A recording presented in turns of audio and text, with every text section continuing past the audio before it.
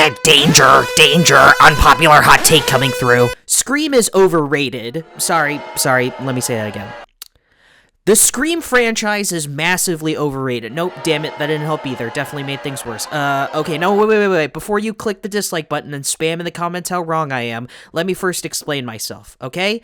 Okay. So as you may know, Scream 6, the latest entry in the Scream franchise, has been out in theaters, and considering that I had never seen any of these movies before, I figured that I'd give them a watch. I didn't really know much about this franchise other than that they're directed by the late Wes Craven, so before I saw the first film, I asked a couple of friends what they liked about this franchise, and the general consensus that I seemed to get was that they weren't just fun horror slasher movies, but that they were very tongue-in-cheek, subversive meta-narratives on the slasher genre, and hearing that honestly got me excited, so naturally I went into the first Scream with pretty high expectations. And after having sat through the film, I would be lying to say that I wasn't disappointed. Don't get me wrong, it's a solid movie as I gave the film a 6 out of 10 on Letterboxd, but part of my disappointment with the first Scream was how incredibly underwhelming and one note the meta aspect of this film was, as it barely does anything with this concept. There were definitely some charming moments that got some chuckles out of me, like how when Sidney asks Billy if he will settle for a PG-13 relationship before flashing him, though you can't really see the titties because the camera is shot behind Sidney and focused on Billy. That was kinda cool. Plus, there were several moments where the meta-horror angle was used effectively to build tension and suspense, like that iconic opening with Drew Barrymore and the film's ending, both of which are moments I quite loved. So while the film does have some clever and effective uses of meta-subversion to either tell jokes or deliver on scares, my main issue is that not only are these inspired moments few and far between, but they are just so incredibly surface level that there is nothing to further analyze or process with these cheap moments. I cannot begin to count how many fucking times these characters just either reference horror movies or tropes, or just watch horror movies and scream about how horror movie tropes are stupid. And this happens over and over and over again, and the reason why I'm so mad about this is that for a film that's supposedly made as a response against the slasher movie genre and how lame and predictable it is, this film's constant need to spell out every single thing about slasher movies is just incredibly insulting to my intelligence. Instead of trusting the audience to be familiar with these tropes on their own and then using that assumed knowledge to tell a very subversive story, it proceeds to just vomit every single fucking thing about the slasher genre under the goddamn sun. The most egregious of this shit being in that famous Randy's Rules scene, where he just fucking dump trucks an avalanche of information about how bullshit slasher tropes are and what you need to do to survive or whatever. This movie and the rest of this stupid franchise not only constantly spam how obnoxiously know-it-all it is about horror movie tropes, but it's also incredibly unsubtle about its subversive nature. But I think my biggest frustration about these quote meta takes is that these attempts at being quote meta are just so vapid and only just say the most bare-bones shit and nothing more. There isn't some clever spin on these slasher tropes, nor do they really say anything unique or nuanced about the genre as a whole. They literally just reference shit and comment how stupid they are before they end up doing said tropes and get murked by Ghostface. And while I guess you could argue that's the point or whatever, that still does not take away how repetitive and hollow this movie and this franchise feel. This whole film shtick just wears off so quickly when you realize that it has nothing else to offer aside from this superficial attempt at being meta and just generic slasher movie shit. If the most that this movie does at attempting to be meta is just referencing bullshit and comment how stupid that said bullshit is before you end up doing it, at that point, what is the difference between Scream and any other shitty comedy that has attempted and failed at doing the same thing? Obviously, Scream is a much better movie than these hellspawn dumpster fires of torture, but at their core, they feel like the same thing. Now, as a counterpoint, I understand that this all sounds like a me problem, and admittedly, I went in with very high and I guess arguably the wrong expectations, because considering how the original Scream, and to an extent the sequels as well, is lauded as this meta horror masterpiece, I was expecting something on the same levels as Adaptation or Chainsaw Man, and while it's definitely not fair to compare Scream to actual masterpieces, I still think I am right to be disappointed, because not only has Wes Craven done this meta horror thing before in a previous film, but I would also argue that he easily did it much better in that past film than he has done with any of these stupid Scream movies. That film that I'm referring to is none other than his actual meta horror masterpiece, Wes Craven's New Nightmare. Released in 1994, New Nightmare is the 7th film in the Nightmare on Elm Street franchise and is basically Wes Craven's return to the series that he created. It's been often seen as the most overlooked film in not just the Nightmare on Elm Street franchise, but just his filmography as a whole, and I guess part of that has to do with the fact that the film film more or less bombed when it hit theaters and it wasn't positively received as it is today, the most negative critique coming from none other than Gene Siskel, who gave the film a thumbs down.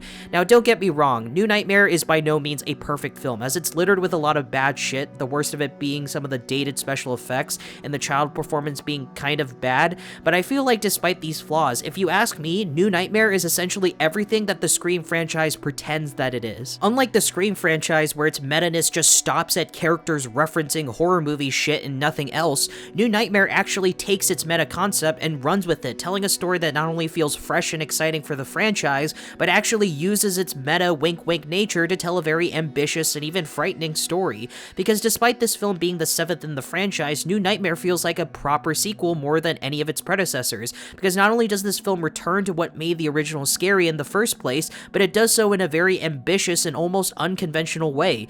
You see, rather than just making another story for the character of Nancy to do and her shenanigans, the film instead follows real-life actress Heather Langenkamp, the woman who played Nancy in the original Nightmare films, who more or less just plays herself, and throughout the film you see a lot of the, quote, characters in New Nightmare just playing a version of themselves as well, like John Saxon, who played Nancy's father, and of course Robert Englund, who plays the iconic Freddy Krueger. But all that doesn't stop at the actors, as the film also features people like Robert Shea, the co-founder of New Line Cinema, who helped produce and distribute a lot of the Nightmare films, and of course the director himself, Wes Craven. And while from a cynical point of view you might look at this as gimmicky, I don't really agree with that perspective, because unlike Scream, where they just play horror movies or make references for the bare minimum effect, this nudge nudge wink wink direction of everyone just playing themselves is absolutely crucial to this film's story, because it more or less is what sells the horror angle of New Nightmare. You see, for me, the reason why New Nightmare stands out from the rest of the Nightmare series is that this is a film that more or less takes place in the, quote, real world, where the events of the previous films are just plots to successful horror movies.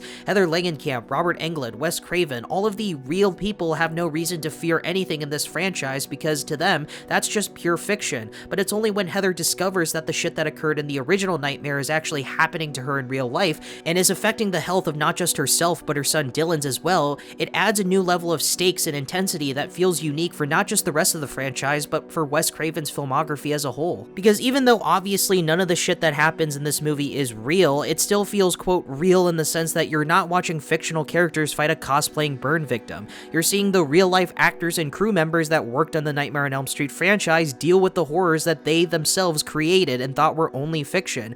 In a way, you can kind of see this as a sort of Frankenstein-type story, where the creators have to confront their horrifying creations, and the end result is a really fascinating horror experience. Now, admittedly, some of this meta-narrative can get lost in its own ass at times, as the meta-ness can get confusing and at points stupid, the most egregious of it being the whole reason why any of this shit happens is because Wes Craven is basically God or something, and the events of the film is a result of a script that Craven writes. It's kinda dumb, and it isn't as deep or developed as I feel like Craven thinks it is. Like, if Craven's script is responsible for all this shit that's happening, why doesn't he just, you know, give Freddy Krueger weaknesses, or allow Heather Langenkamp to, you know, manufacture a bazooka or some shit, or a tank? I don't know.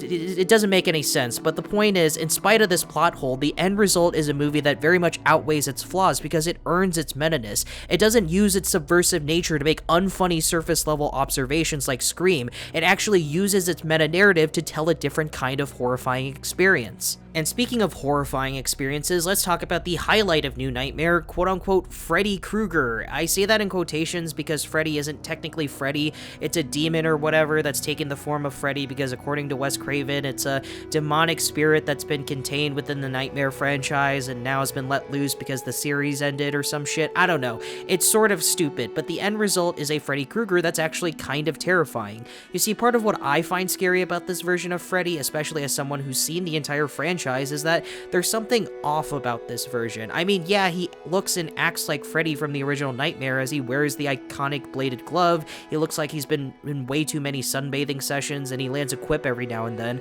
but despite having similar features to Freddy, he doesn't look exactly like Freddy. For example, the makeup used on Robert Englund is much more rubbery and artificial compared to his makeup in the previous films. He's a lot more muscular, the color of his sweater and bowler hat are a different color, and his bladed glove is made of bone instead of leather. I don't know why, but this eerie attempt at something familiar yet different with Freddy always kind of creeped me out, and that's because that's very much an intentional choice. You see, part of Craven's motivation for making New Nightmare is that he hated what this character had become, going from an evil slasher villain that said very little aside from a dark joke or two, and was hell-bent on slaughtering his victims, to a wisecracking joke machine that feels less like a villain and more like a shitty MCU side character. According to Craven, he wanted this new version of Freddy to be closer to what he imagined, darker and less comical and more cerebral. It would have been easy to just have the same version of Freddy but just act like he did in the original, but Craven went the extra mile by not only essentially creating a new version of the character but also retroactively mocking the bastardized version that came before. There's this really awesome scene where Heather has an interview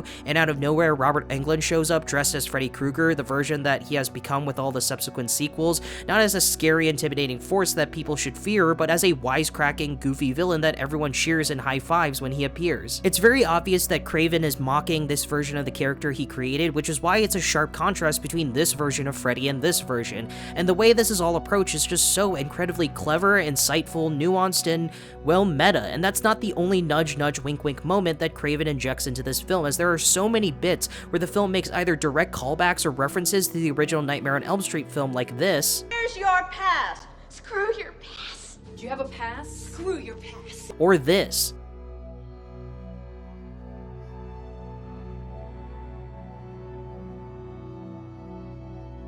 There are literal moments where Heather and her son straight up watch bits of the original Nightmare film, a very clever way for Craven to parallel the events that happened in the first movie with what's going on in New Nightmare. But without a doubt, my favorite example of meta-ness is without a doubt the scene where John Saxon meets Heather after crossing the freeway, where at some point, John starts referring to Heather as Nancy instead of her name. When Heather questions why she's calling her by her character name, she realizes that John's clothes have completely changed into what his character was wearing in the original Nightmare, and starts acting like the character instead of the actor. Then suddenly Heather realizes that she's dressed up exactly like her character in the original Nightmare, and once she realizes the situation she's in, she begrudgingly plays along, referring to John as, quote, daddy, before realizing that her house has been replaced with the iconic Nancy's house from the original. I fucking love this moment. It's so good, and the reason why I adore this scene isn't because it's a member berry or a reference to the original Nightmare. It's not because of the filmmaking to make this transition seamless, though that is a factor. It's because this is the defining moment of what makes New Nightmare a meta-horror masterpiece. By using member berries and references to the original movie, Craven is essentially able to use what we are familiar with and completely turn them on their head and construct a conflict that not only feels refreshing, but terrifying.